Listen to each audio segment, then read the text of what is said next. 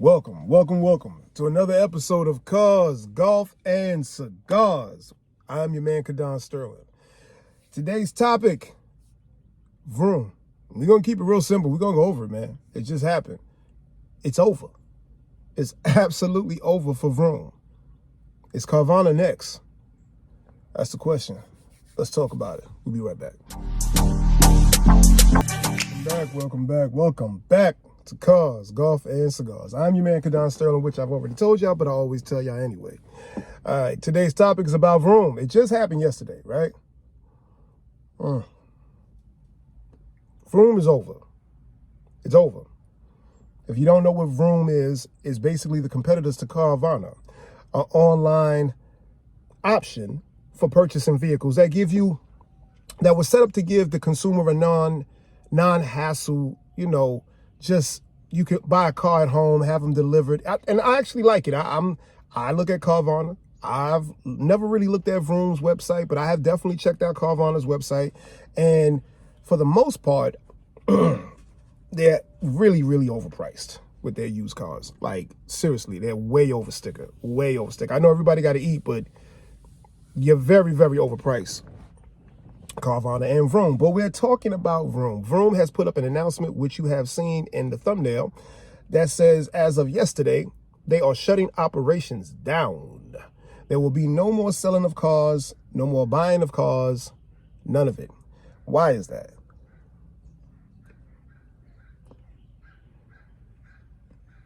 Simple economics. They ran out of money. They ran out of money to keep the company going. They was looking to raise capital over the last couple of months that would absolutely help them out tremendously, basically keeping the lights on. Now, let me explain something. People think that when you see these big corporations have all this money, they making $200-300 million a year. Yes, making $200 million a year is great. If you have a $300 million a year business, you're in a deficit badly. But the only two things that they are keeping for Vroom is their credit and their finance department, which I believe is Auto Car Credit of America, of USA, or something like that. Another one is Car Story. So the people that actually bought and financed their cars with inside Vroom's structure, they still have a car. You still have to pay a car note. Yes, you do. They're basically getting rid of 90% of everything that has to do with the business. They have to keep that part, but somebody's going to buy them out. Trust me, another finance company is going to buy those two companies out and take over those car notes, whether it's going to be Capital One, whether it's going to be Chase, whether it's going to be USAA. Another company is going to step in and be like, we'll take all your people that you have that are paying car notes to you. We'll pay you for all of that. Just like collection companies do when you don't pay your credit card bill, or you didn't pay your car note, or whatever it is, and they try to charge you off. Another collection company will step in and be like, we'll take your debt. We'll pay you for it, and we'll take it, and we'll make sure they pay us. So they're going to get rid of that too. So 90% of the business is done for right now. That's the only part of the business that's running. Now, the crazy part is, while we burn this stick right here, Fat Bottom Betty. For all my brothers of the Leaf, for all my sisters of the Leaf, big shout out to my man Leo. Good dude, good square, good brother. The crazy part is, two analysts from the Wall Street Journal is saying to basically hold when it comes to the stock. Now, if you looked at Vroom stock, it's done. Like, if you look, they're not trading, they're not doing anything. It's done, right? The company's over, so they're done. They're down to cents. Like, I think they was 23 cents a share. Now, if you think long term, if you think that somehow or another they will come back, if you think it's possible, they're saying basically hold the shares that you have. I don't think you can buy any shares anymore. I think it's over, for even purchasing shares. But if you think you can, because people was dumping those shares for the last since Friday and Monday. But if you think that you can, hold on to what you have, because some kind of way they might have a recurrence. They may come back. And if they come back, people love a good comeback story in this country, especially. Love a good comeback story. So if you hold on, or if it was possible, I should have gave y'all more information. If it was possible to even purchase shares at this point in time, look what you're buying. You're buying 23 cents a share. If you can go in there and spend $400, $500 and buy up a bunch of shares at that cost, if they come back, if some kind of way a company grabs them, keeps the name and puts them back, as a new IPO and throws them back into the market and this, that, and the third, or maybe they redesign their company some kind of way to make it financially more popular for the community and for the country, those shares might take off and those people might become instant millionaires, or you may lose everything. But if you could buy something for 23 cents a share that might have a possibility of ever coming back, it's not a bad move. That's not a bad move. Even if you put $100 and sit on it, in 3 years from now, that $100 may turn into $15,000. It's not a bad move. But let's get really down to it with Vroom and let's do numbers.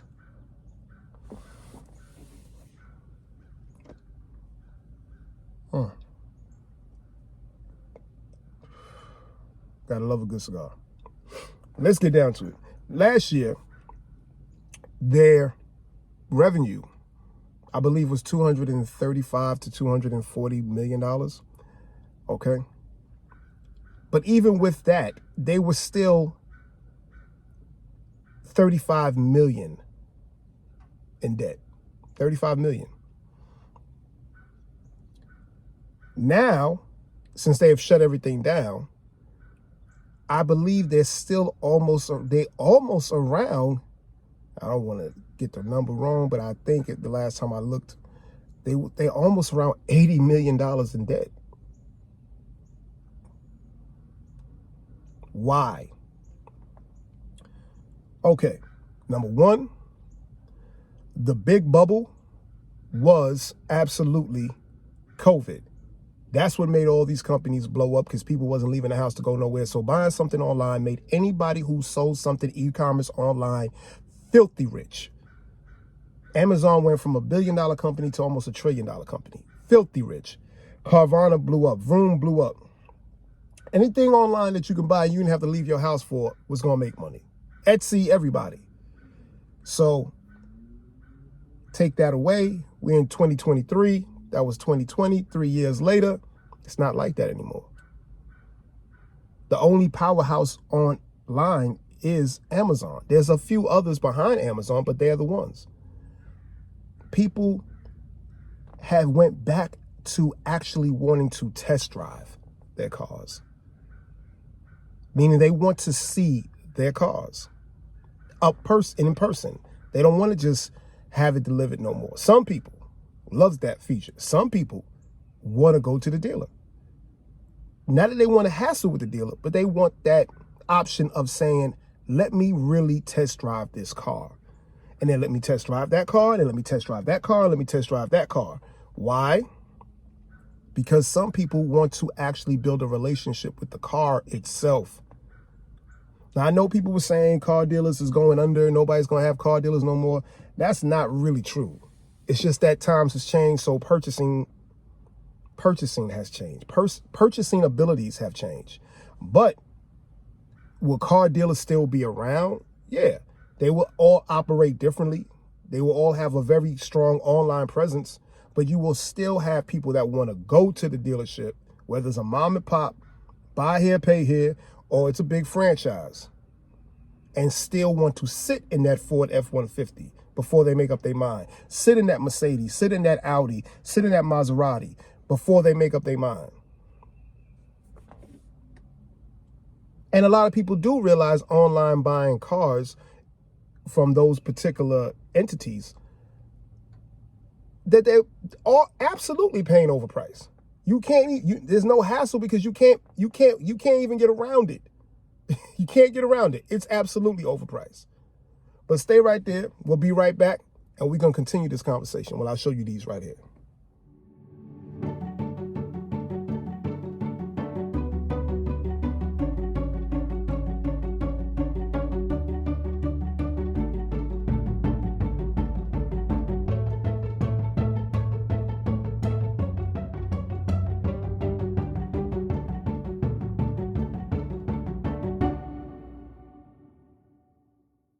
are back. We are back. I just wanted to show you a couple of those things right there so you can see for yourself. You know, yeah. Now, the other side of this is Carvana next?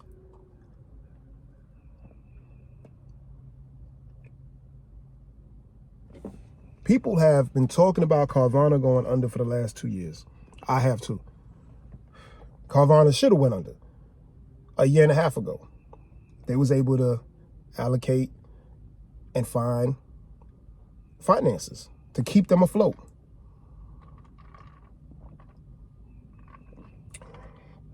And why are all these companies going through this, right? That's because a lot of them didn't understand, or they thought they understood. Inventory.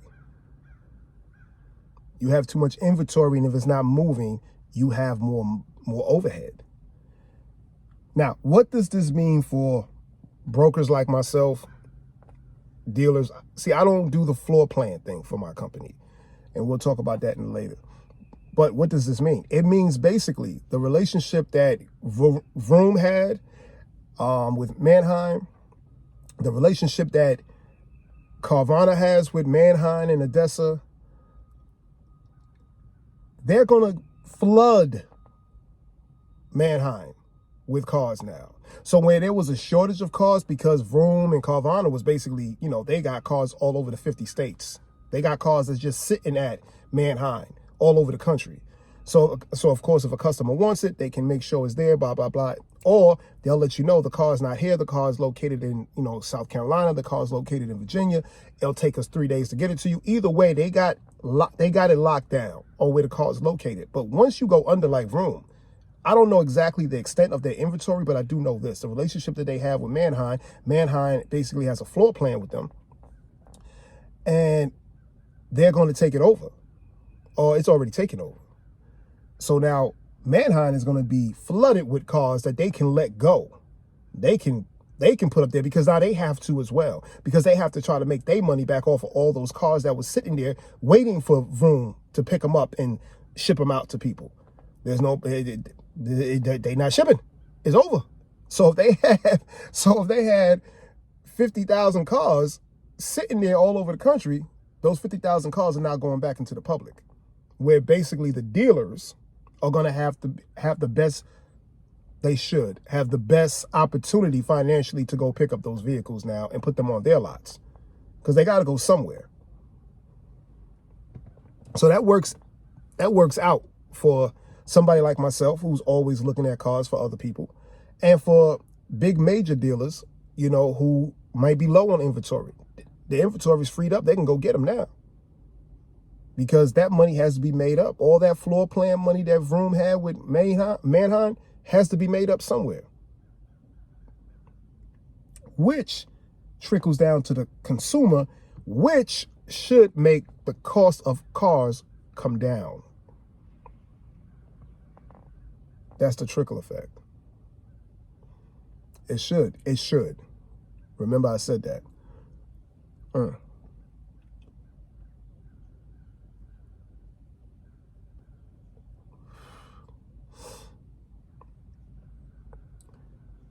Will there be a comeback? I don't know. Is Carvana next? I don't know. I don't know. But if anybody else is going to go behind them, it is going to definitely be Carvana. Because eventually they're going to run into the same wall they ran into a year and a half ago, and somehow, some way, they was able to get saved, because people knew that they was going. The stock was going all the way down. They knew, and all of a sudden they got saved. So whoever bought it down there, they made a profit. Whoever bought it up there, they lost some money, unless you day traded it down on the puts and, you know, try to make some money while it was going down. But we'll see. But I just want to make sure I step up in here and let y'all know, because it's big news for the auto industry. It really is, you know. Now, before I leave, I got to give y'all this. FA Auto Brokerage Firm. I'm so proud of it. If you're looking for a classic car that you have always wanted, if you're looking for a luxury vehicle you've always wanted. It don't have to be new. It could be a used vehicle. It has to be a vehicle that you've always wanted in your heart. Contact me at FA Auto Brokerage Firm, 678-926-3717, and let's try to get that car for you. That is my auto brokerage firm that I started, that I run. I'm very happy about it, very proud about it. And I want to do the best work that I can with car enthusiasts and car collectors. So contact me. Go to the website, www.altogetherfaautobrokerageFirm.com.